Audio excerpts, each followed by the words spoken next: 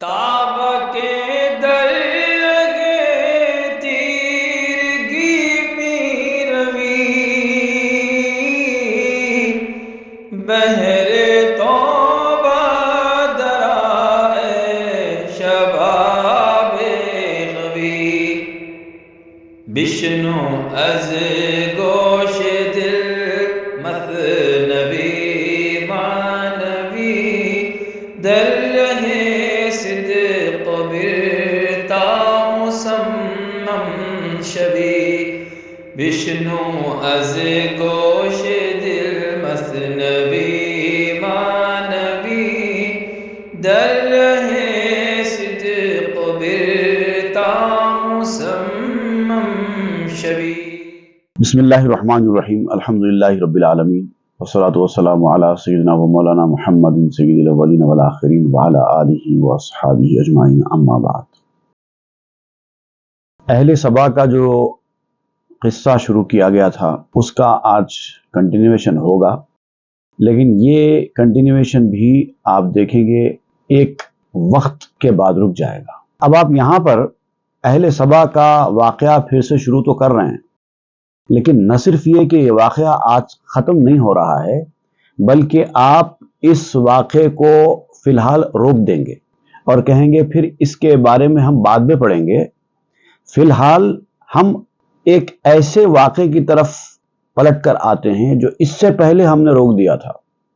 جو واقعہ پہلے روک دیا تھا دیہاتی اور شہری کے مہمان بننے کا۔ شہری نے مختلف سوالات اٹھائے تھے اس کے مہمان بننے کے بارے میں، لیکن آخر میں وہ مہمان بننے کے لیے چلا جاتا ہے۔ تو اب وہ واقعہ پھر کنٹینیو کریں گے آپ، اس کے بعد پھر آپ اہل سبا کے واقعے کی طرف آئیں گے۔ تو دیکھیے آپ کے ذہنوں کو مختلف واقعات کے ذریعے نہ صرف کھولا جا رہا ہے بلکہ آپ کو ایکسپینڈ بھی کیا جا رہا ہے میموری کو۔ آئیے دیکھتے ہیں کہ اہل سبا کا کتنا واقعہ آج آگے بڑھتا ہے۔ آ سبا اہل سبا بودند خام، کار شاں کفران نعمت با کرام۔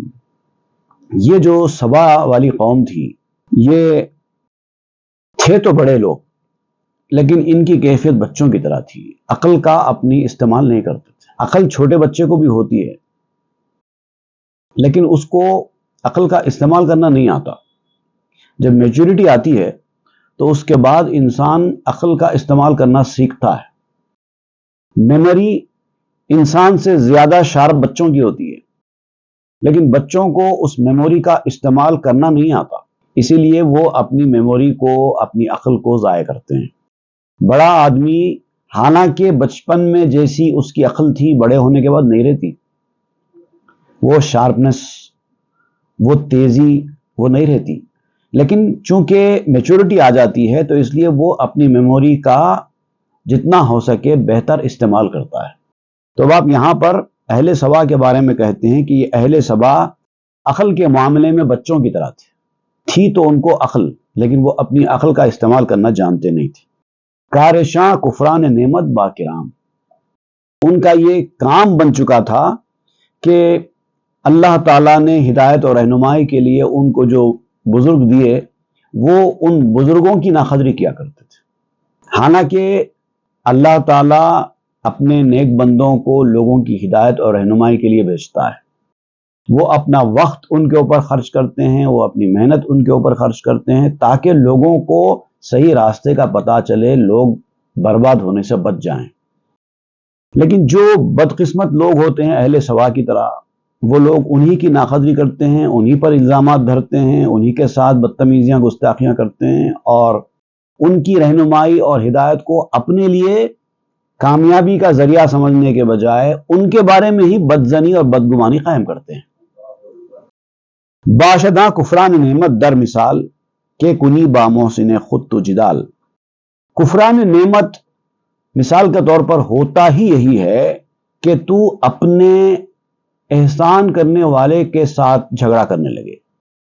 جس نے تیرے ساتھ احسان کیا، جس نے تیرے ساتھ اچھا سلوک کیا، جس نے تیری بھلائی کی سوچی، تو اسی کے بارے میں بدگمانی کرتا ہے، اسی کے بارے میں برا خیال کرتا ہے اور اسی کے احسان کو بھلا دیتا ہے اور اسی کے ساتھ جھگڑتا ہے۔ اس سے بڑی کفران نعمت کیا ہو سکتی ہے؟ اللہ کی ناشکری اور کیا ہو سکتی ہے؟ کہ نمی باید مرا ای نیکوئی من برنجم زی جرنجا می شوی. اگر کوئی آدمی ایسے بدنصیب لوگوں کو بھلائی کی بات بتاتا ہے کہ یہ تمہارے حق میں بہتر ہے، یہ تمہارے بھلے کی چیز ہے، میں تم کو کہہ رہا ہوں میری بات سنو، اس میں تمہارا ہی بھلا ہے، مجھے کیا ملنے والا ہے، تمہاری ہی بھلائی کی میں سوچ رہا ہوں، تو یہ بدبختی ان لوگوں کو اس راستے پر ڈال دیتی ہے. یہ کہنے لگتے ہیں ہم کو بھلائی نہیں چاہیے، تم کیوں بول رہے ہو ہم کو ہماری بھلائی کی بات، ہم کو چاہیے ہی نہیں بھلائی. جب یہ کہتے ہیں کہ تمہاری اس حالت کو دیکھ کر مجھے رنج ہو رہا ہے کہ تم برائی کے راستے پر جا رہے ہو، اپنی تباہی کے راستے پر جا رہے ہو، میں رنجیدہ ہوں تمہاری ان حرکتوں کی وجہ سے، تمہاری رنجیدگی سے زیادہ مجھے رنج ہو رہا ہے تمہاری ان باتوں کی وجہ سے. کیوں رنجیدہ ہوتے ہو میرے بارے میں؟ اپنا کام کرو، جاؤ. لطف کن ای نیکوئی را دور کن، من نخواہم چشم زودم کور کن. اب یہ کہنے لگتے ہیں کہ تم میری بھلائی کی فکر کر رہا ہے نا، تو اگر سچے میں تو میری بھلائی کی فکر کر رہا ہے تو میرے اوپر اتنی مہربانی کر کہ یہاں سے چلا جا، مجھ کو اپنے آپ سے دور کر دے، میں اسی میں خوش ہوں. یعنی گویا کہ وہ ایسا کہہ رہا ہے من نخواہم چشم زودم کور کن، میں آنکھیں چاہتا ہی نہیں ہوں، میں تو اندھا رہنا چاہتا ہوں، تم کیوں میری آنکھوں کی بینائی لوٹانے کی فکر میں ہو؟ میں تو سرے سے آنکھیں چاہتا ہی نہیں ہوں، میں تو اندھے ہی جینا چاہتا ہوں. یعنی بدقسمتی کا یہ لیول ہے کہ ایک تو غلط راستے پر جا رہے ہیں، اور جا رہے ہیں سو جا رہے ہیں، الٹا اسی کے اوپر اتنی زیادہ شدت کے ساتھ قائم ہیں اور یہ سمجھتے ہیں کہ ہم اچھا ہی کر رہے ہیں. ہم کو نہیں چاہیے کسی کی خدمت، ہم کو نہیں چاہیے کسی کی واز نصیحت. یہ لوگ آ گئے اب نصیحت کرنا لگ پڑے، اب ان کا لیکچر شروع ہو جاتا ہے. اس طرح سے یہ سوچنے لگتے ہیں. تو اس بات کی یہ علامت ہوتی ہے کہ یہ بدقسمتی کے ٹاپ لیول پر پہنچ چکے ہیں. پس سبا گفتن باعد بیننا شیننا خیر لنا خذ زیننا. تو اہل سبا کا معاملہ بھی ایسے ہی ہوا. جب نبی نے ان کے پاس آ کر ہدایت کی بات بتائی، حق کی بات بتائی، تو انہوں نے نہ صرف یہ کہ نبی کو ماننے سے انکار کر دیا، بلکہ نبی کے ساتھ بدتمیزی اور گستاخی کا برتاؤ کیا. جاؤ جاؤ یہاں سے، ہم کو تمہارے ساتھ رہنا نہیں ہے. اگر تم سمجھتے ہو کہ یہ ہمارا عیب ہے تو ہم اسی اپنے عیب پر فخر کرتے ہیں. ہمیں نہیں چاہیے ہدایت، رہنمائی، جنت وغیرہ نہیں چاہیے ہم کو. تم کہتے ہو نا کہ ہم دوزخ میں چلے جائیں گے، کوئی بات نہیں، ہم راضی ہیں. تمہاری نصیحتوں کو سننے، اس پر عمل کرنے سے اچھا یہ ہے کہ ہم ایسے ہی رہیں. اس طرح کی شومی قسمت کہتے ہیں اس کو. ماں نمی خواہیم ای ایوان و باخ، نئے زمانے خوب نئے امن و فراخ. اب جب ان سے کہا جاتا ہے کہ تمہاری آگے کی زندگی اچھی ہوگی اگر تم ہمارے بتائے ہوئے راستے پر چلیں گے، تم کو جنت میں محل ملیں گے، باغ ملیں گے، اچھی زندگی ملے گی، ہمیشہ ہمیشہ کی جو زندگی ہے اس کی فکر کرو، یہ عارضی زندگی کی فکر کیوں کرتے ہو؟ تو یہ لوگ کہنے لگتے ہیں ماں نمی خواہیم ای ایوان و باخ، نئے زمانے خوب نئے امن و فراخ. یہ کہنے لگتے ہیں کہ ہم ایک دوسرے سے، ہم یہ قلعے، یہ محلات، یہ باغ ہم چاہتے ہی نہیں ہیں. نہ ہمیں اچھا وقت چاہیے، نہ ہمیں امن چاہیے، نہ ہمیں فارغ البالی چاہیے.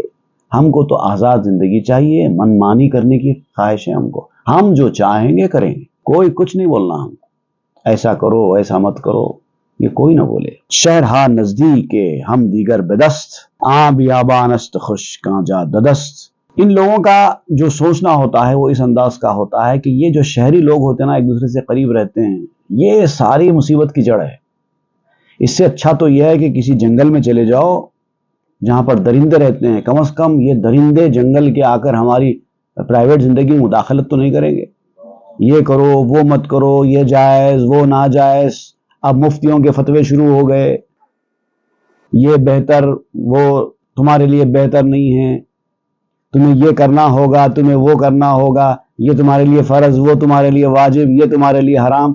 یہ کہاں لگا ہے؟ ہم سے اتنا نہیں ہو سکتا، اتنی پابندیاں ہم پر عائد مت کرو. ہم آزاد زندگی والے لوگ ہیں، اپنی مرضی سے جو چاہے کھائیں گے، جو چاہے کریں گے، جب چاہے اٹھیں گے، جب چاہے سوئیں گے، جو چاہے سوچیں گے، جہاں چاہے جائیں گے. آزاد ہیں، انڈیپینڈنٹ ہیں. ہم کو یہ سب نہیں چلے گا. ایسے نصیحت کرنے والوں سے اچھا یہ ہے کہ جنگل میں جا کر کسی درندوں کے ساتھ جئیں، کم از کم وہ لوگ تمہاری ذاتی زندگی میں مداخلت تو نہیں کریں گے. یہ ہے ان لوگوں کی ضد، سرکشی اور بدنصیبی کا ٹاپ لیول. یطلب الانسان فی الصیف الشتاء فاذا جاء الشتاء انکر رضا. آپ کہتے ہیں کہ انسانی فطرت میں یہ بات داخل ہے کہ جب شدت کی گرمیاں آتی ہیں تو انسان چاہتا ہے کہ کاش جلد سے جلد سردیاں آ جائیں، جاڑے کا موسم آ جائے، گرمی بہت ہو گئی ہے. اور پھر جب جاڑا آتا ہے تو پھر اس کو برا کہتا ہے. فَهُوَ لَا يَرْضَى بِحَالٍ أَبَدًا لَا بِضَيْقٍ لَا بِعَيْشٍ رَغَدًا. انسان کبھی کسی حال میں راضی اور خوش نہیں ہوتا، نہ تنگی میں خوش ہوتا ہے نہ عیش و عشرت میں خوش رہتا ہے. ہمیشہ اس کو کسی نہ کسی چیز کی کمی ضرور کھٹکتی رہے گی. سب کچھ مل جائے تب بھی کہے گا کہ فلاں چیز میرے پاس نہیں ہے. اور ہر انسان کے پاس ہر چیز تو ہوتی نہیں ہے، تو جو کچھ انسان کے پاس ہے وہ اس سے نظر ہٹا لیتا ہے، اور جو کچھ نہیں ہے اس کی فراق میں جیتا ہے. قتل الانسان ما اکفرہ کلما نال الہدا انکرہ. قرآن مجید کی آیت کے حوالے سے آپ کہتے ہیں کہ اللہ تعالیٰ نے قرآن مجید میں فرمایا قتل الانسان ما اکفرہ، سورہ عبس آیت نمبر 17. اس انسان پر خدا کی لعنت پھٹکار ہے، وہ انسان غارت ہو جائے، مر جائے، برباد ہو جائے. وہ کتنا ناشکرا ہے. جو چیز مل گئی اس کو نہیں دیکھتا ہے، جو چیز نہیں ملی اس پہ نظر رہتی ہے. یہ ناشکرا ہونے کی علامت ہے. شکر گزار لوگ کیسا سوچتے ہیں؟ نہیں پایا تو اس کا غم نہیں ہے، جو پایا وہ کسی سے کم نہیں ہے. لیکن انسان ناشکرا پیدا ہوا ہے. اور ایک مقام پہ اللہ تعالیٰ نے فرمایا وَقَلِيلٌ مِّنْ عِبَادِيَ الشَّكُورُ، میرے بندوں میں شکر گزار بندے تھوڑے ہی ہیں، زیادہ تر ناشکرے ہیں، اور ان کا یہ ناشکرا ہونا ہی اس کو برباد کر دے گا. کلما نال الہدا انکر، جب اس کو ہدایت دی جاتی ہے تب وہ رد کر دیتا ہے، انکار کر دیتا ہے. جب ہدایت نہیں دی جاتی کہتا ہے ہم کو ہدایت دینے والا کوئی نہیں آیا، ہم کیا کریں. اگر ہدایت دینے والا آتا روشن دلیلوں کے ساتھ تو ہم بھی بات کو قبول کر لیتے، لیکن جب آیا تو اس کو جھٹلا دیتے. نفس زیسانست زاں شد کشتنی اقتلوا انفسکم گفتاں سنی. آپ کہتے ہیں کہ نفس جو ہے انسان کا ایسا ہی ہوتا ہے.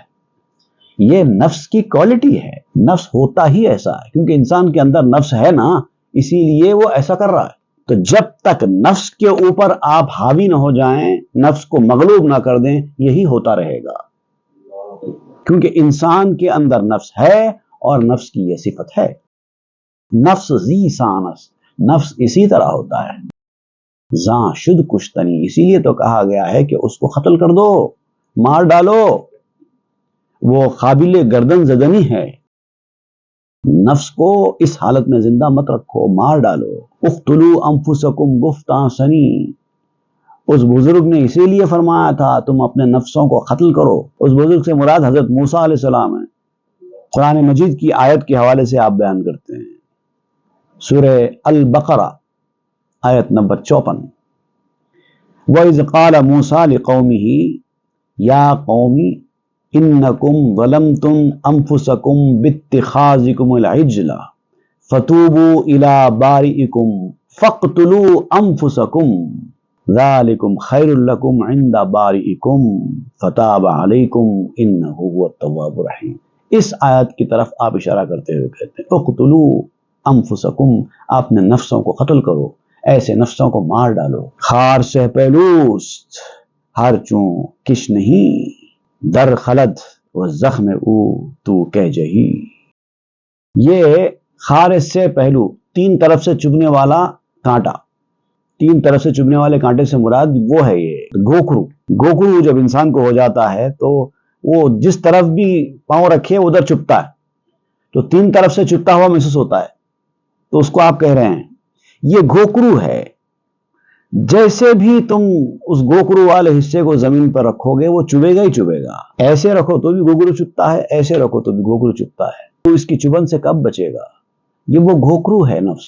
جب تک تو نشتر کے ذریعے اس کو نکال کر نہیں پھینکے گا اس کی چبن ختم نہیں ہونے والی. آتش ترکی ہوا در خار زن دست اندر یا کہ نیکو کار زن. خواہش کو ترک کرنے کی آگ اس کانٹے میں لگا دو. جب تک خواہشوں کو آپ پروان چڑھاتے رہو گے یہ گوکرو بڑھتا ہی رہے گا. اس گوکرو کو ختم کرنا ہے تو خواہشوں کو ترک کرو، بھول جاؤ، خواہشیں ختم کر دو. وہ جو خواہشیں ختم کرنے سے جو آگ پیدا ہوگی وہ آگ اس نفس کے گھوکرو میں لگا دو. تب جا کے تم کو اس سے آرام میسر آئے گا. مگر اس کے لیے کیا ہے؟ دست اندر یار نیکو کا ارزن. اس کے لیے ضروری ہے کہ ایک نیک دوست کو پکڑو. وہ یہ کام کر سکتا ہے، تم نہیں کر سکتے.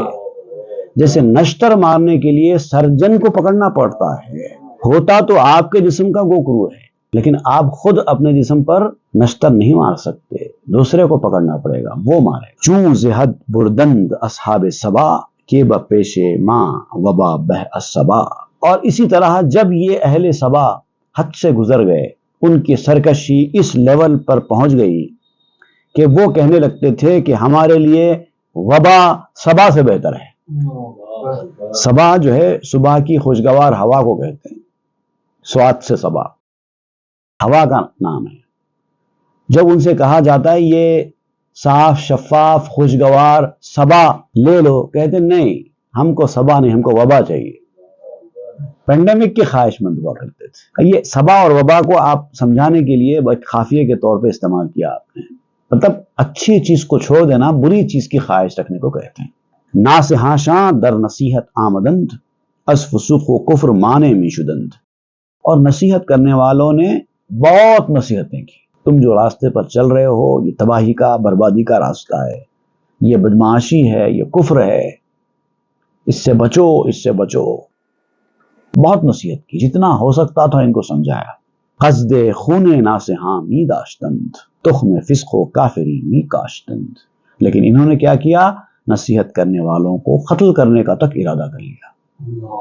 ان کی جان کے دشمن بن گئے اور وہی بدمعاشی اور وہی کفر کے بیج بویا کرتے تھے.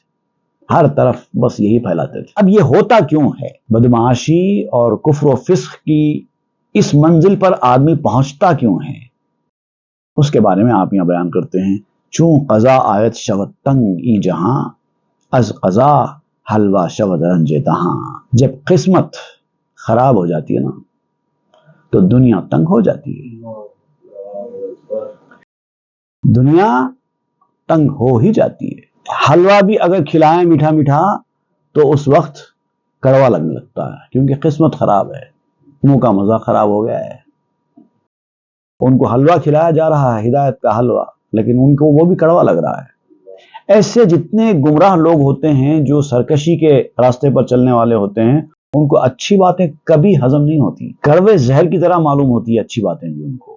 یہ اس بات کی علامت ہوتی ہے کہ ان کی قسمت خراب ہو چکی ہے اور مقدر ان کا بگڑ چکا ہے.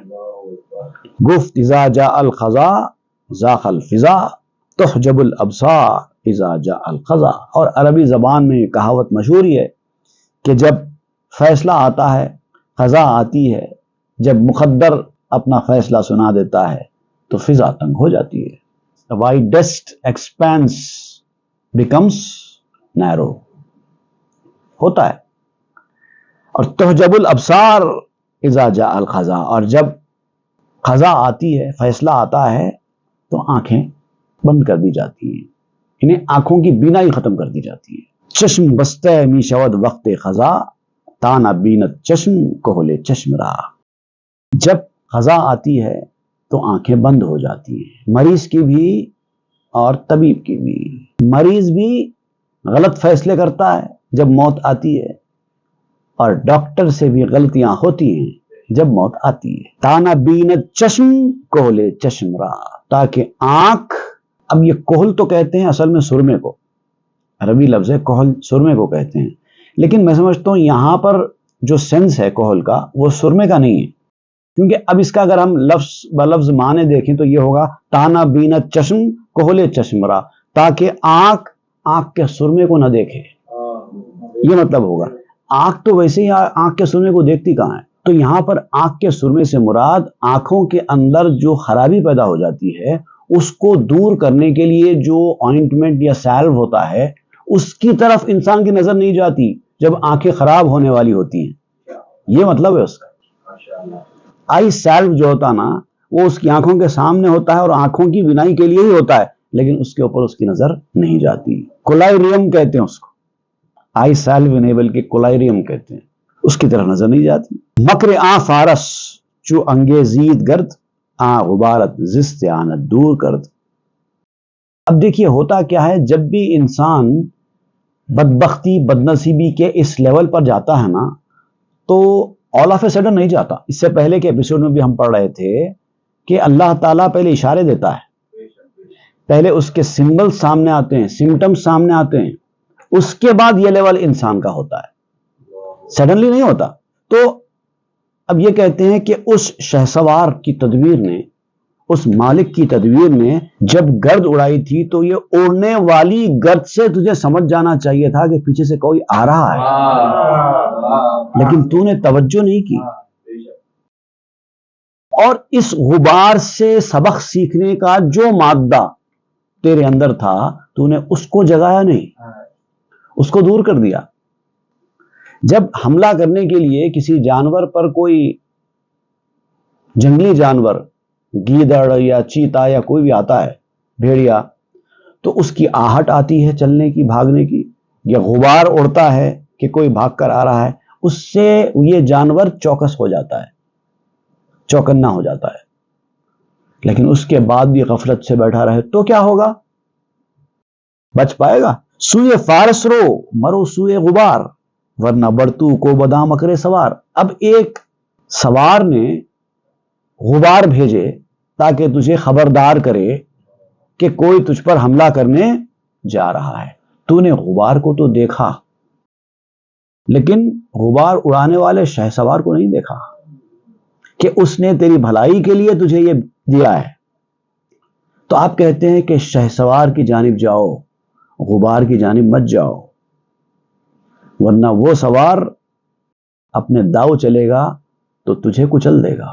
گفت حق آراں کہ این گرگش بخرد دید گردے گرگ چوں زاری نہ کرد۔ اب ایک بھیڑیا کسی جانور کو کھانے کے لیے آتا ہے، حملہ کرنے کے لیے، تو وہ اپنے پہلے اشارے آواز دیتا ہے، ہلکی پھلکی آہٹ تو ہوتی ہے، کوئی نہ کوئی غبار تو اڑتا ہے۔ اگر ایسی صورت میں کوئی غبار اڑتا ہوا دکھائی دے تو بندے کو کیا چاہیے؟ وہ اگر گمراہی کے راستے پر جاتا نا، بندہ جب گمراہی کے راستے پر جاتا ہے تو اس کا غبار اڑتا ہے، کوئی نہ کوئی نشانی ظاہر ہوتی ہے کہ وہ غلط راستے پر جانے لگا ہے، اور یہ نشانی اللہ تعالیٰ بھیجتا ہے اس کو تاکہ یہ وقت سے پہلے ہوشیار ہو جائے۔ اب یہ بندہ اگر غفلت برتتا ہے تو تباہ و برباد ہو جاتا ہے۔ اب آپ یہاں پر کہتے ہیں کہ یہ جو اشارہ تجھے ملا ہے یہ بھی اللہ کی جانب سے ملا ہے۔ اب اللہ تعالیٰ تیرے تباہ و برباد ہونے کے بعد تجھ سے کہے گا کہ ہم نے تو اشارہ دیا تھا، تو نے وہ بھیڑیے کی گرد کو بھی دیکھا، تو نے اڑتی ہوئی گرد بھی تو نے دیکھی، لیکن تو نے ہم سے فریاد کیوں نہیں کی، ہماری طرف تو نے رجوع کیوں نہیں کیا؟ اسی لیے برباد ہو گیا۔ ابتدا میں ہی جب انسان غلط راستے پر چلا جاتا ہے غلطی سے، اور اس کو احساس کرایا جاتا ہے کہ تو غلط راستے پر آ گیا ہے، تو فوری اگر اس وقت رجوع ہو جائے، فوری کمپنسیٹ کر لے، ریکٹیفائی کر لے، تو معاملہ درست ہو جاتا ہے۔ میں اکثر مثال دیتا ہوں، سمجھاتا ہوں کہ جب آپ کا کپڑا کسی مقام سے پھٹ جائے تو اس کو وہیں کا وہیں فوراً سی لینا چاہیے، رفو کر لینا چاہیے۔ اگر آپ نے اس کو ایسے ہی چھوڑ دیا تو وہ پھٹا ہوا کپڑا پھٹتا ہی چلا جائے گا اور ایک وقت کے بعد کرتا پہننے کے قابل نہیں رہے گا۔ وہی بات یہاں پر مولانا روم بتا رہے ہیں۔ او نمی دانست گردے گرگرا با چنی دانش چرا کردو چرا۔ وہ بھیڑیے کے غبار کو تو اگر پہچان نہ سکا تو تیری عقل کس کام کی؟ اس قدر عقل کے ہوتے ہوئے انسان اپنی عقل کا استعمال کرتے ہوئے کیا کیا کر رہا ہے؟ انسان کو ناز ہے نا بڑا اپنی عقل کے اوپر. کہاں ہے تیری عقل؟ کیوں کام نہیں کر رہی تھی اس وقت تیری عقل جب غبار اڑ رہا تھا؟ بھیڑیا آ رہا تھا، آواز آ رہی تھی، غبار اڑ رہا تھا، تو نے اس کی طرف دیکھا بھی، تیری عقل نے کہا بھی، لیکن تو پھر بھی چڑھتا ہی رہا. اب جب بھیڑیے نے تجھ پر حملہ کر دیا تو اب کیوں روتا ہے؟ گوس فنا بوئے گرگے باگزند می بدانندو بہرسو می خزند. بکریاں جو ہوتی نا، وہ جب ان کا غول کسی جنگل میں یا کسی کھیت میں چرتا رہتا ہے اور اچانک بھیڑیا آنے لگتا ہے تو بھیڑیا ابھی بہت دور ہوتا ہے، وہ خالی بھیڑیے کی بو سے پہچان کر بھاگنے لگتی ہیں، اتنا سینس ہوتا ہے ان کے اندر. تو آپ کہتے ہیں ویسی بکریاں بنو. ابھی تو اس بھیڑیے کی دھول بھی دکھائی نہیں دی، ابھی اس بھیڑیے کی آواز بھی سنائی نہیں دی، ابھی تو صرف خوشبو اس کی بو آئی اس بھیڑیے کی، ابھی تو صرف وہ آئی اور یہ بکریاں چوکس ہو گئے، چوکنا ہو گئے اور بھاگنے لگے، ادھر ادھر جا کر چھپ جاتے ہیں. فوج اپنا بچاؤ اسی طرح کرنا پڑتا ہے. مغز حیوانات بوئے شیر را می بدانت ترک می گیرت چرا. تو جو چھوٹے حیوانات ہوتے ہیں ان کا جو دماغ ہے وہ شیر کی بو کو بھی جانتا ہے، اسی لیے جیسے ہی وہ بو آنے لگتی ہے یہ لوگ اپنی چراہ گاہ چھوڑ کر کسی مقام پر چھپ جاتے ہیں. بوئے شیر خشم دیدی باز گرد با مناجات و حذر انباز گرد. اللہ تعالی جب ناراض ہوتا ہے تو اللہ کے ناراض ہونے، اس کے غصہ کرنے کو بھی آپ شیر سے تشبیہ کر دے رہے ہیں. آپ کہتے ہیں جب اللہ تعالیٰ کے غصے کی شیر کی بو تو نے سونگ لی، یعنی جو اشارے اللہ تعالیٰ نے دیے ہیں قبض اور انقباض کے ذریعے کہ ہم تجھ سے ناراض ہیں، اسی لیے تیرے اندر یہ بے چینی، گھبراہٹ، پریشانی آ گئی ہے. ورنہ اللہ تعالیٰ جس سے راضی اور خوش ہے وہ بڑا مطمئن زندگی گزارتا ہے. تو یہ اشارہ ہوتا ہے. جب اشارہ ہوتا ہے تو پھر اس اشارے کو سمجھنا چاہیے، فوری اللہ کی جانب رجوع کرنا چاہیے، توبہ و استغفار کرنا چاہیے اور دعا کے ذریعے اپنا مدعا حاصل کرنا چاہیے. یہی ہے بچاؤ، فوری اللہ کی جانب رجوع ہو جانا. وانا گشتند آ گرو از گرد گرگ گرگ محنت باد گرد آمد سترگ. وہ لوگ بھیڑیے کی گرد کی وجہ سے نہ لوٹے. بھیڑیے کی گرد آئی، سمجھ میں آیا کہ بھیڑیا آنے والا ہے، اب وہ ہم پر حملہ کرے گا، اشارہ آ گیا نا، لیکن اس کے بعد بھی انہوں نے اپنا چارہ کھانا ختم نہیں کیا، پھر بھی کھاتے رہے. تو پھر وہ بھیڑیا آیا اور حملہ کر دیا اور جان لے لی. ایک ہی ہوگا راستہ، کچھ نہیں ہوگا. بردریداں گوس فنداں راب خشم کیز چوپان خرد بستند چشم. اور پھر وہ بھیڑیا غصے میں آیا اور بکریوں کو پھاڑ دیا، ان بکریوں کو جنہوں نے عقل کے استعمال سے اپنے آپ کو محروم کر رکھا تھا اور جانتے بوجھتے آنکھیں بند کر لی تھی. اس کا یہی انجام ہوتا ہے. چند چوپاں شان بے خاندو نامگند آ کے غم در چشم چوپاں میزدند. یہ جو چوپاں ہیں، چوپاں سے مراد یہاں پر آپ نصیحت کرنے والے، نصیحت کرنے والوں نے ان کو بہت سمجھایا، حق کے راستے پر بلایا، اچھی بات بتائی، ان کی بھلائی کی فکر کی، لیکن انہوں نے اس کی بات مانی ہی نہیں اور آئے ہی نہیں، بلکہ الٹا ان کی آنکھوں میں دھول جھونکنے کی کوشش کی. جھوٹے ہیلے، جھوٹے بہانے. کچھ لوگوں نے جھوٹے ہیلے، جھوٹے بہانے بنانے کا طریقہ اختیار کیا، کچھ لوگوں نے مجبوریاں بتانے کا طریقہ اختیار کیا، کچھ لوگوں نے مصروفیات کا رونا رویا، کچھ لوگوں نے تو سرے سے انکار ہی کر دیا، ہم مانتے ہی نہیں. کچھ لوگوں نے تو مانا لیکن کہہ دیا کہ ہم سے نہیں ہو سکتا. کچھ لوگوں نے تو ماننے سے انکار کر دیا. آنکھوں میں دھول جھونکنا کہتے ہیں اس کو. They started throwing the dust of resentment in the eyes of that shepherd of guidance کہ برو ماں استو خود چوپا تریم چوں تباہ گردیم ہر ایک سروریم. اب دیکھیے ان کا جو طریقہ کار ہوتا نا، جب ہدایت دینے والا ہدایت کی باتیں بتاتا ہے، اچھی اچھی باتیں بتاتا ہے، کہتا ہے کہ یہ صحیح ہے، یہ غلط ہے، یہ مت کرو، یہ کرو، یہ تمہارے حق میں بہتر ہے، ہم تمہاری بھلائی کے لیے بول رہے ہیں، تمہاری بربادی ہم نہیں چاہتے، اس طرح سے جب یہ باتیں کرتے ہیں تو یہ جواب میں کہتے ہیں کہ نکلو یہاں سے، ہم سے زیادہ تمہاری فکر کیسے ہوگی؟ ایک کامن سینس کی بات ہے. ہم سے زیادہ تمہاری فکر کیا ہے؟ ہر انسان کو سب سے زیادہ فکر کس کی ہوتی ہے؟ اپنی ہوتی ہے، خود کی ہوتی ہے. تو ہمارے تم سے زیادہ رکھوا لیں، تم کو اتنا سب بولنے کی ضرورت نہیں ہے. ہم تمہاری بات کیوں سنیں؟ تم ہے کون جو ہم تمہاری بات سنیں، تمہاری اتباع کریں؟ ہم تو اپنے آپ میں سردار ہیں، اور سردار کسی کی نہیں سنتا. تو میں گرگیم آنے یار نے ہی زمین نارے مو آنے آر نے. جب ان سے کہا جاتا ہے تم ایسا اطمینان کے ساتھ گھاس چرتے بیٹھے ہو، بھیڑیا آ رہا ہے، دھول اڑ رہی ہے، اگر تم فوری حرکت میں نہیں آئے تو بھیڑیا تم کو کھا جائے گا. تو یہ کہنے لگتے ہیں کہ ہمیں بھیڑیا کا لقمہ بننا منظور ہے، مگر تمہاری بڑا منظور نہیں ہے. تمہاری کیوں سنیں؟ ہم تمہاری نصیحتیں کیوں مانیں؟ ہم نہیں مانتے.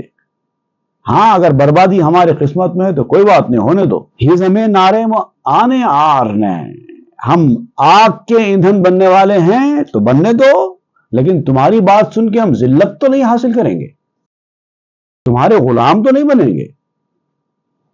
جو ہوتا برباد ہوتے ہیں ہونے دو، ہم جہنم میں جاتے ہیں جانے دو، لیکن ہم تمہاری نہیں سننے والے. یعنی ایک لیول ہوتا نا، سرکشی کا جو لیول ہے نا، وہ ٹاپ لیول ہے. ہم یتیبت جاہلیت در دماغ بانگ شومی برد منشاں کرد زاخ. جو حمیت ہوتی نا، ایک انسان کی ایک حمیت ہوتی ہے، ایک ہیتن پرائیڈ ہوتا ہے، وہ اسی کے پیچھے جاتا ہے. لیکن اگر یہ اس کی حمیت اگر جاہلیت والی حمیت ہے تو ایسے ہی ہوگا. حمیت اگر علم کی ہے، حمیت اگر ایمان کی ہے تو بہت اچھی چیز ہے. حمیت ایمانی بہت اچھی چیز ہے. جس کے اندر حمیت ایمانی بھی نہیں ہے وہ تو آدمی رسوا اور ذلیل ہو جاتا ہے. لیکن یہ جاہلیت والی حمیت ہے. ایک بندہ اللہ تعالی کے سوا کسی اور کے سامنے جھکنا گوارا نہیں کرتا، یہ اس کی حمیت ہے. لیکن یہ حمیت اگر جہالت کی حمیت ہو، ہم کسی کے نہیں سنیں گے، تو یہ ہے بدبختی کی آواز اس کے کانوں میں لگا دی گئی ہے. اب کوئی ان کو اچھی آواز نہیں سنا سکتا. بانگ شمی برد منشاں کرد زاخ، ایک کوے نے ان کے کانوں میں بدبختی کی آواز پھونک دی ہے اور اسی کے مطابق چل رہے ہیں. کوے کی آواز سے مراد یہاں پر وسوسے، وسوسوں میں اتنا زیادہ گھرے ہوئے ہیں کہ ان کو اب حق کی آواز سنائی دیتی ہی نہیں ہے. بہر مظلومہ ہمیں کندند چاہ درچے افتادند می گفتند آہ. انہوں نے مظلوموں کے لیے کنواں کھودا اور خود کنویں میں جا گئے، اور اسی طرح گرنے کے بعد آہ آہ کرتے رہے. پوستین یوسفاں بشکافتند آنچ می کردند یک یک یافتند. ان کی ہدایت کے لیے بھی یوسف آئے تھے، ان کے اپنے یوسف، ہر قوم میں یوسف آتے رہے ہیں، لیکن انہوں نے یوسفوں کی پوستینیں پھاڑ دی، ان کے اوپر حملہ کر دیا، ان کا برا کر دیا. لیکن ہوا کیا؟ آنچ می کردند یک یک یافتند. انہوں نے جو کچھ کیا ایک ایک کا بدلہ پایا. چھوڑا نہیں اللہ تعالیٰ نے ان کو، ایک وقت مقررہ تک صرف مہلت دی. جب گرفت کا وقت آیا تو کسی کو نہیں چھوڑا. اب آپ کہتے ہیں کہ جس یوسف کا یہاں پر ذکر ہو رہا ہے، جو میں ذکر کر رہا ہوں، جن کے ساتھ انہوں نے برا سلوک کیا، وہ یوسف کون ہیں؟ یہ کنٹینیویشن اور آگے جاری رہے گا انشاءاللہ، وہ ہم آئندہ کے درس میں پڑھیں. صلی اللہ تعالی علی خیر خلقہ سیدنا محمد و آلہ وصحبہ والحمدللہ. تاب کے در لگے تیرگی میں روی، بہر تو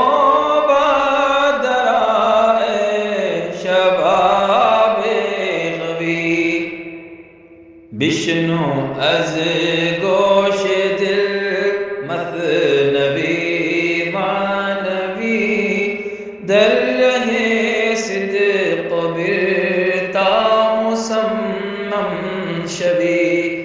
بشنو از گوش